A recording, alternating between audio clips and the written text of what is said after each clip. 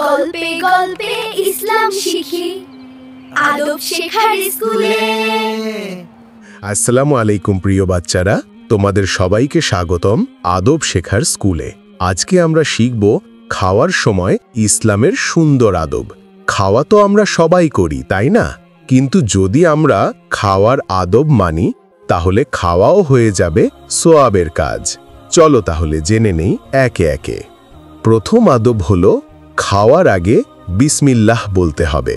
রাসূলুল্লাহ সাল্লাল্লাহু আলাইহি ওয়াসাল্লাম বলেছেন, যে খাবারের শুরুতে বিসমিল্লাহ বলে শয়তান সেই খাবারে অংশ নিতে পারে না।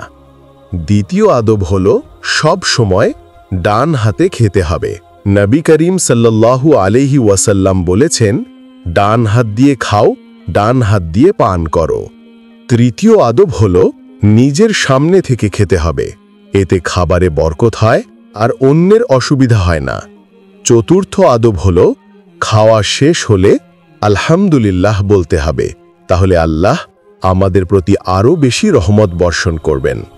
তো বাচ্চারা, আজ আমরা শিখলাম খাওয়ার আগে বিসমিল্লাহ বলা, ডান হাতে খাওয়া, নিজের দিক থেকে খাওয়া, শেষে আলহামদুলিল্লাহ বলা। খাওয়ার এই ছোট ছোট আদবগুলো আমাদের জীবনে খুবই গুরুত্বপূর্ণ। চলো প্রতিজ্ঞা করি, আজ থেকে খাওয়ার সময় আমরা সব সময় ইসলামের এই আদবগুলো মানব, ইনশাআল্লাহ।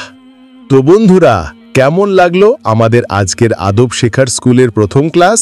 ইনশাআল্লাহ এইরকমভাবে আমরা তোমাদের আরও অনেক কিছু শিখাবো, তাই আমাদের চ্যানেল সাবস্ক্রাইব করে রাখ।